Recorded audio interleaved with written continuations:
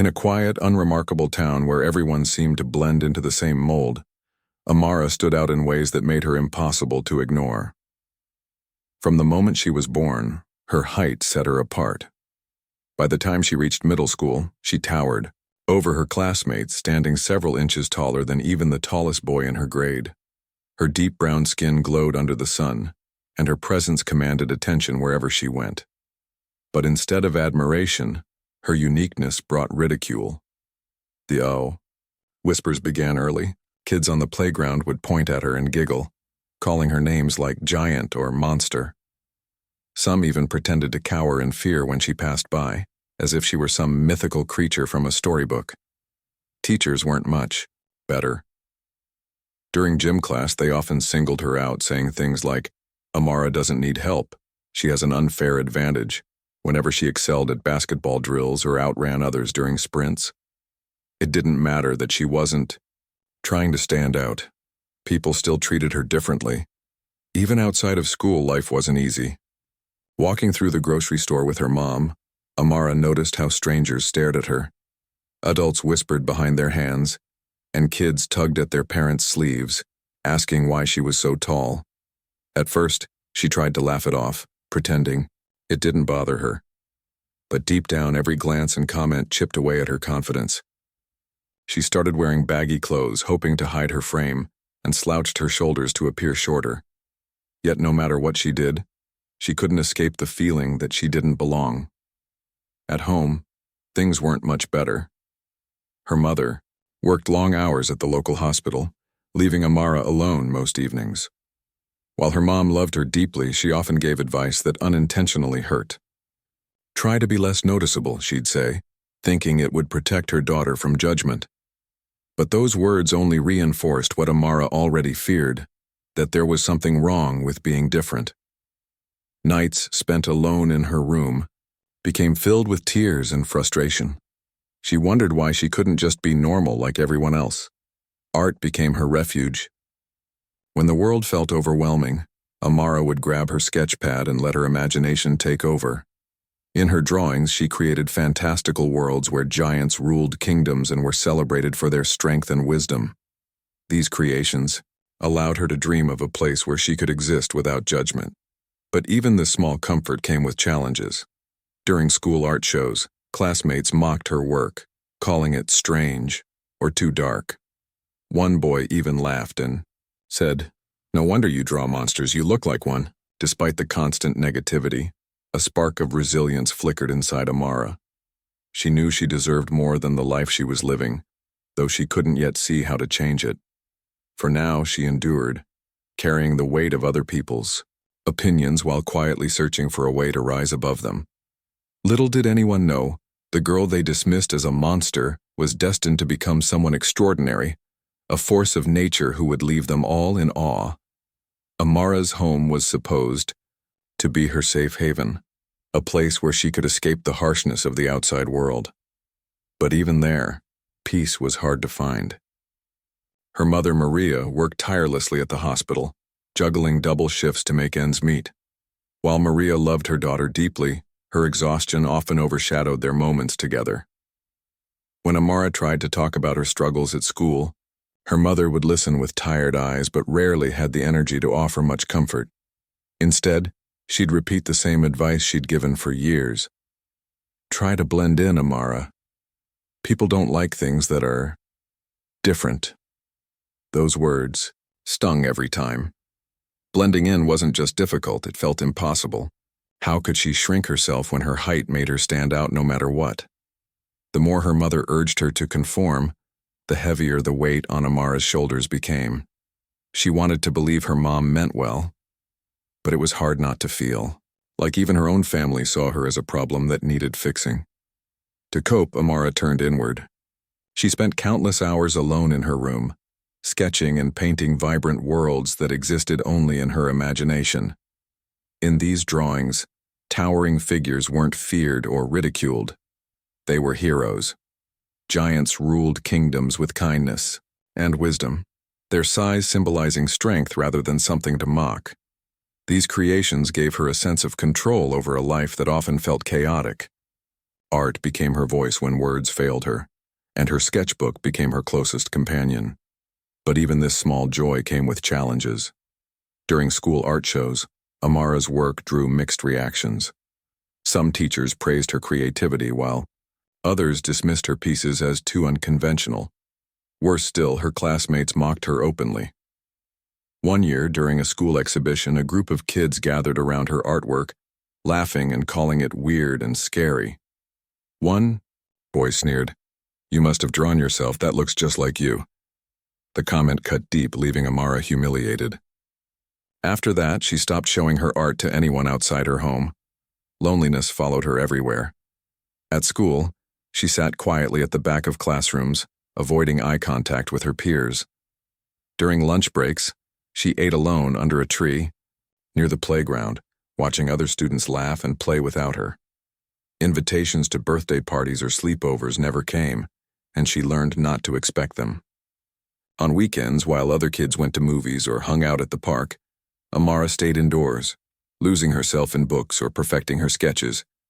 Her isolation grew thicker with each passing year, wrapping around her like a heavy blanket she couldn't shake off. Still, glimpses of hope occasionally broke through the darkness. Sometimes, late at night, her mother would sit beside her and ask about her day. Though Maria's advice often missed the mark, her love for Amara was undeniable. Those rare moments of connection reminded Amara that she wasn't entirely alone. And though her father had left before she was born, she clung to the idea that maybe one day he'd return, or that someday someone else would see her for who she truly was. For now, Amara kept moving forward, carrying the burden of loneliness and rejection. She didn't know it yet, but the pain she endured was shaping her into someone stronger. Somewhere beneath the surface, a fire burned, a quiet determination to rise above the judgments of others and prove that being different wasn't something to fear, it was something to celebrate.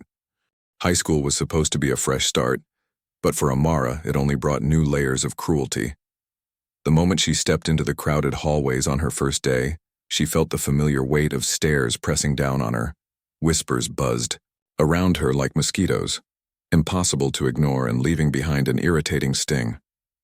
Some students openly gawked at her height, while others snickered behind their hands. It didn't take long for the teasing to begin again, sharper and more relentless than ever before. One of the hardest moments came during basketball tryouts. Despite her natural athleticism, the coach pulled her aside after practice and told her she didn't have the right spirit for the team. Amara stood there, stunned, as he explained that her height might intimidate the other players. She wanted to argue, to point out how unfair it was, but instead, she nodded silently and walked away. Later, sitting alone in the locker room, she let herself cry. Not just because of what had happened, but because it felt like another door slamming shut in her face. Things didn't improve socially either. As dances and social events rolled around, boys avoided asking her out, claiming they felt too short or intimidated. One boy even joked within earshot that dancing with her would feel like being paired with a giraffe. The comment spread quickly through the halls, earning laughter from some and awkward silence from others.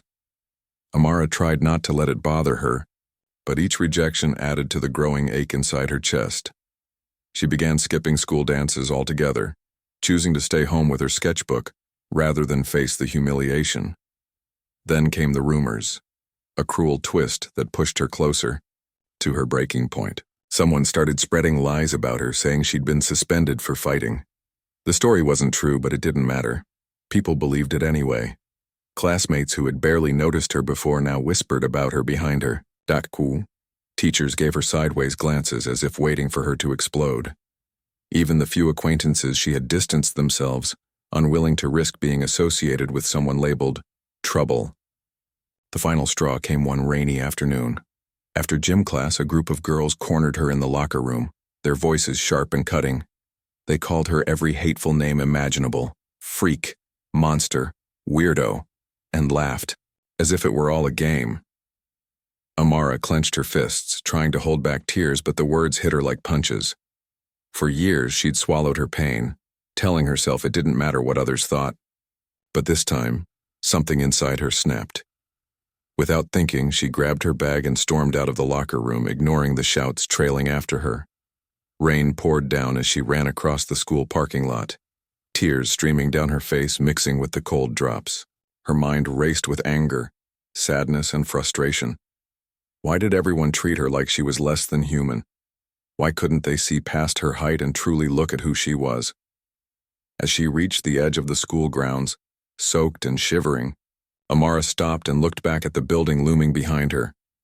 A fierce determination welled up inside her. She realized then that she couldn't keep living like this, shrinking herself to fit into a world that refused to accept her.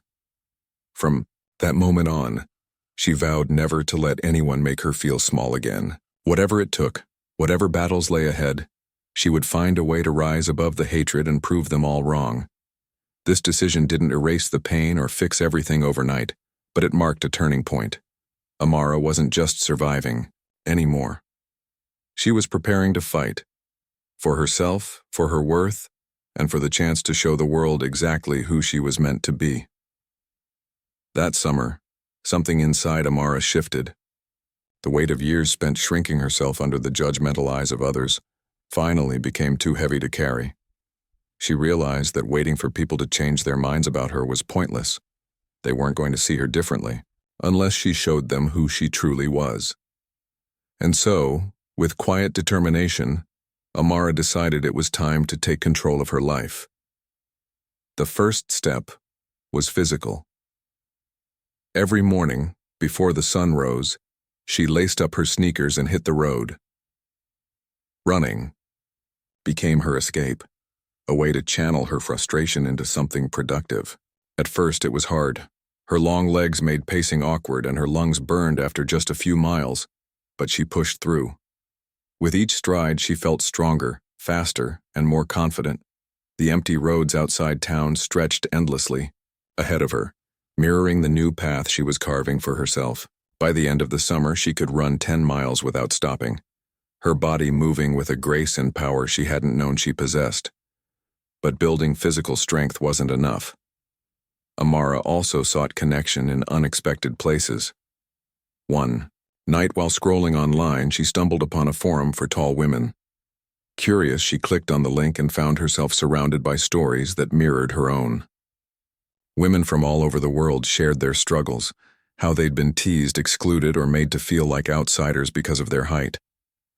For the first time, Amara didn't feel alone. These women celebrated their uniqueness instead of hiding it, and their confidence inspired her. They encouraged her to embrace her height, reminding her that what others saw as a flaw could be her greatest asset. One member suggested she look into modeling. "You have the kind of presence designers dream of," they wrote.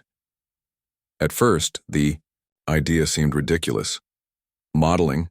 Her? But the seed had been planted and soon she couldn't stop thinking about it. After days of debating, she gathered her courage and sent photos of herself to a few agencies. She chose pictures where she stood tall, shoulders back, looking directly at the camera. To her surprise, several agencies responded almost immediately, praising her striking features and unique look. One even invited her to audition for a campaign. The audition terrified her. Walking into the studio, surrounded by professionals who seemed to know exactly what they were doing, Amara felt out of place again. But when the photographer began snapping shots, something remarkable happened. As she posed under the bright lights, she caught glimpses of herself in the monitor. For the first time, she didn't see a monster staring back. Instead, she saw beauty, strength, and undeniable charisma. The photographer kept saying, "Perfect, just like that." And though she doubted his words at first, she eventually started believing them. When the agency offered her a contract, Amara felt a mix of excitement and disbelief. Was this real? Could she really turn her biggest insecurity into her greatest opportunity? She called her mom that night, voice trembling as she shared the news. Maria listened quietly, then said simply, "I always knew you were special, sweetheart. Now the rest of the world will see it too." Over the next few weeks, Amara threw herself into learning everything she could about modeling. She practiced walking in heels, something she never thought she'd do, studied poses, and worked with stylists to refine her look. Each day brought new challenges but also new triumphs. Slowly, she began to shed the layers of self-doubt that had weighed her down for so long. In their place, she discovered a version of herself she barely recognized, one who stood unapologetically tall, both literally and figuratively. By the end of the summer, Amara wasn't the same girl who had fled the locker room in tears months earlier. She still carried scars from the past, but they no longer defined her. Instead, they fueled her drive to rise above the pain and prove that being different wasn't a weakness. It was a gift. Little did she know, this was only the beginning of a journey that would transform not just her life, but the lives of countless others who needed to hear her story. Amara's first modeling gig felt like stepping into a dream she never thought possible. The studio buzzed with energy as stylists flitted around her, brushing her hair, adjusting her clothes, and perfecting every detail. Standing in front of the camera for the first time, she felt nervous but exhilarated. As the photographer guided her through poses, chin up, shoulders back, look straight ahead, she realized something profound. Her height wasn't a flaw, it was her power. Her long strides commanded attention, and her presence filled the room with an undeniable aura. When the photographer exclaimed, "That's it, you're a natural," Amara couldn't help but smile. For the first time in her life, she felt truly seen, not as a monster, but as someone extraordinary. Word spread quickly about the striking new model who turned heads wherever she went. Within months, Amara landed. Campaigns for major brands, gracing billboards, magazines, and social media feeds. Designers clamored to work with her, praising her unique look and magnetic confidence. People who once mocked her now stared at her images in awe, marveling at how effortlessly she carried herself. Back in her hometown, whispers began swirling about the local girl who made it big. Former classmates scoured old yearbooks, pointing out pictures of Amara and saying, "I always knew she'd do great things." When invitations to events and interviews started pouring in, Amara faced a dilemma. Part of her wanted to ignore the people from her past, the ones who had ridiculed her, but another part felt curious. She wondered if they'd changed, if they'd grown beyond the cruelty they'd shown her years ago. One evening, while scrolling through messages on social media, she noticed a request from Sarah, a girl who used to lead the teasing in high school. Sarah gushed about how proud she was of Amara's success and asked if they could reconnect. Amara hesitated but eventually agreed to meet, not because she trusted Sarah, but because she wanted answers. The reunion took place at a cafe downtown. Sarah arrived wearing a bright smile and carrying a magazine featuring Amara on the cover. "You're such an inspiration," Sarah said, her tone overly sweet. "I always knew you were destined for amazing things." Amara raised an eyebrow, skeptical of the sudden praise. Over coffee, Sarah kept talking about how much she admired Amara's journey, carefully avoiding any mention of their shared history. It wasn't until Amara leaned forward and said, "You know, I remember what you used to say about me in school," that Sarah's smile faltered. For the first time, Sarah looked uncomfortable. "We were kids," she stammered. "I didn't mean anything by it."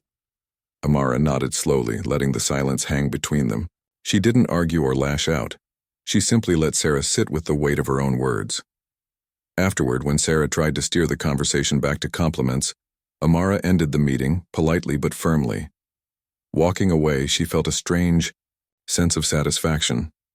Confrontation wasn't about revenge, it was about closure. She no longer needed validation from people who hadn't stood by her when she needed support. Other encounters followed similar patterns. Some former classmates apologized sincerely, admitting they regretted their behavior. Others grew defensive, insisting they were just joking or blaming peer pressure. Amara listened without judgment, recognizing that everyone processes guilt differently. What mattered most was that she no longer carried the burden of their actions. She had reclaimed her voice and refused to let anyone diminish her worth again. As her career soared, Amara found joy not just in her achievements, but in the ripple effect they created.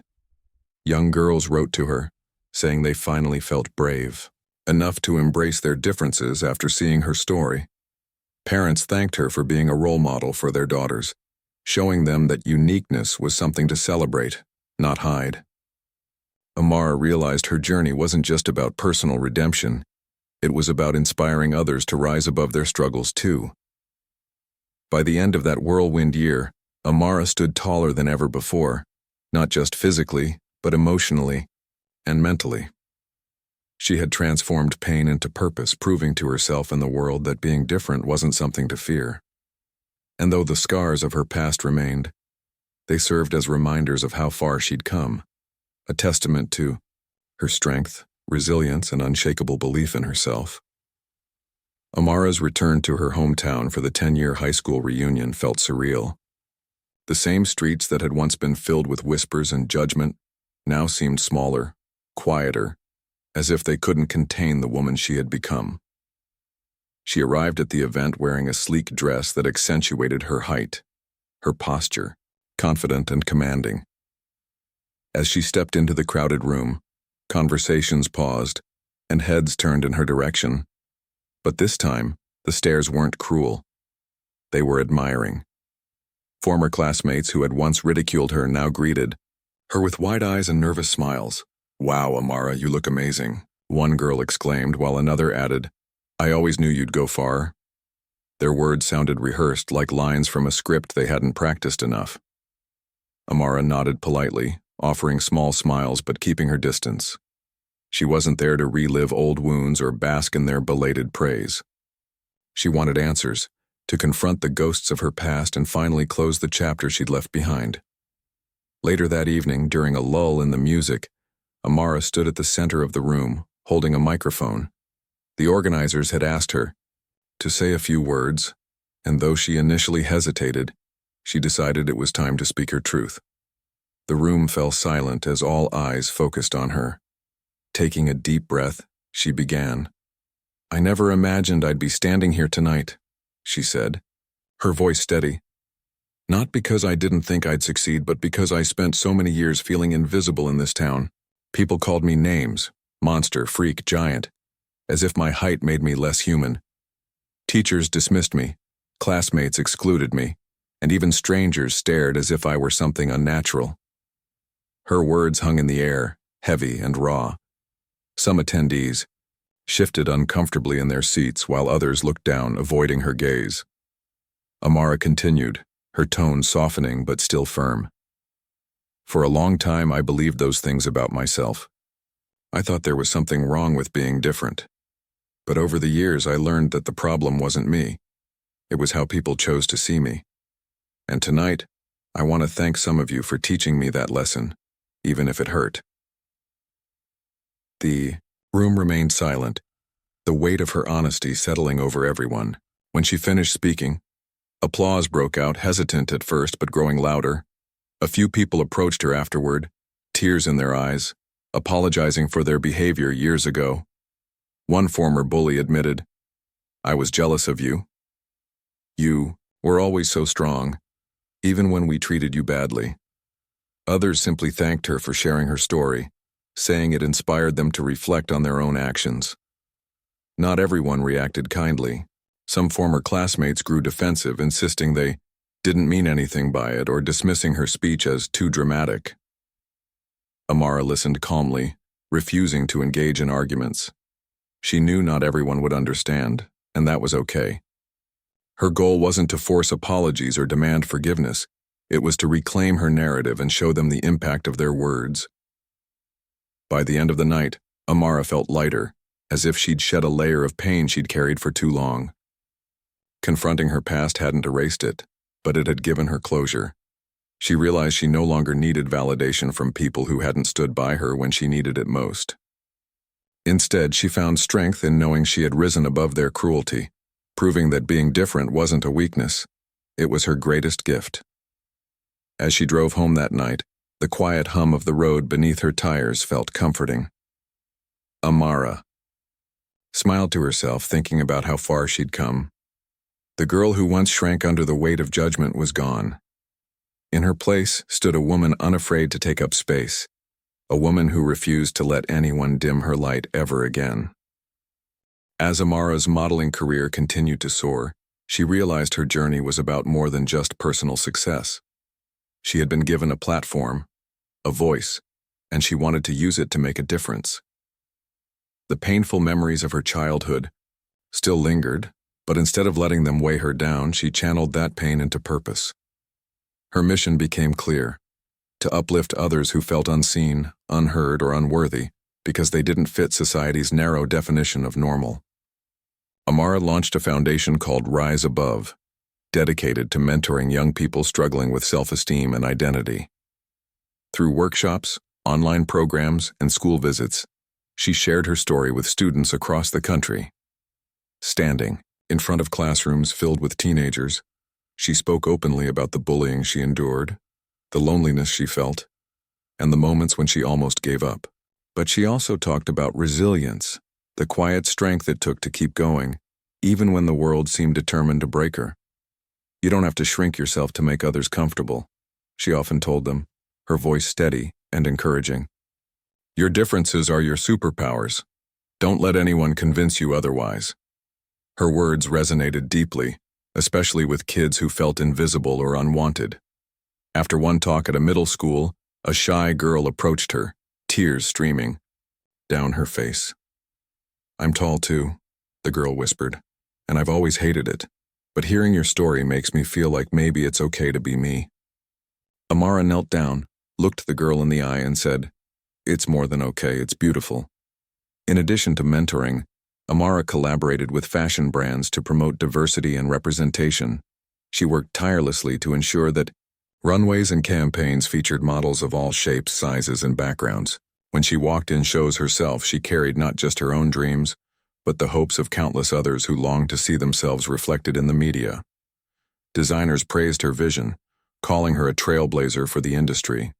Magazines wrote articles hailing her as a symbol of change, someone who was redefining beauty standards one step at a time. But Amara knew real change went beyond fashion. She partnered with organizations that supported marginalized communities, using her influence to advocate for inclusivity in every aspect of life. Whether speaking at conferences, participating in panel discussions, or simply sharing inspiring messages on social media, she remained steadfast in her commitment to creating a world where everyone could thrive without fear of judgment. One of her proudest accomplishments came when she helped launch a scholarship program for young artists from underrepresented backgrounds. Growing up, art had been her refuge, a way to express emotions she couldn't put into words. Now she wanted to give that same gift to others. The scholarship provided funding, mentorship, and resources to aspiring creatives, helping them pursue their passions despite financial or societal barriers. At the inaugural ceremony, a young painter named Jamal stood beside her, holding his acceptance letter. "You saved me," he said softly. "Before this, I thought no one would ever care about my work." Amara hugged him tightly, feeling a surge of pride, not just for him but for the movement they were building together. Through it all, Amara stayed grounded. She never forgot where she came from or the struggles that shaped her. While fame brought opportunities and accolades, she remained humble, always remembering the little girl who once cried alone in her room, wondering if she'd ever belong. That memory kept her focused, reminding her why she fought so hard. Not for herself, but for everyone still searching for their place in the world. By the time she celebrated 5 years of Rise Above, the foundation had touched thousands of lives. Schools invited her back year after year. Parents thanked her for changing their children's perspectives, and former mentees reached out to share how her guidance had transformed their futures. Amara knew the work wasn't done. There were still battles to fight, walls to break down, and hearts to open. But standing amidst the community she had helped build, she felt a profound sense of fulfillment. For the first time, she truly understood what it meant to rise above, not just for herself, but for everyone counting on her to lead the way. Years had passed since Amara first left her small town, but the day she returned to unveil a mural dedicated to her journey felt like coming full circle. The artwork stretched across the side of the old high school gymnasium, towering over the street just as she once had. Painted in vibrant colors, it depicted Amara striding confidently toward the horizon, her figure framed by rays of sunlight breaking through storm clouds. Surrounding her were symbols of resilience: books, paintbrushes, running shoes, and a camera, all reminders of the passions that had carried her through life's darkest moments. As she stood before the crowd gathered below, Amara couldn't help but reflect on how far she'd come. Faces from her past mingled with those of current students, teachers, and community members who had come to celebrate her achievements. Some clapped enthusiastically, others watched quietly, their expressions thoughtful. Among them were people who had once mocked or dismissed her, now gazing up at the mural with admiration, or perhaps regret. For Amara, this moment wasn't about revenge or proving anyone wrong. It was about showing what was possible when you refused to let the world define you. Growing up here wasn't easy, she began, her voice steady yet warm. There were days when I felt invisible, when I believed the worst things people said about me. But there were also moments when I realized my worth wasn't tied to their opinions. This mural isn't just about me. It's about every person who has ever been told they don't belong. It's a reminder that your differences are not weaknesses. They're gifts waiting to be shared with the world.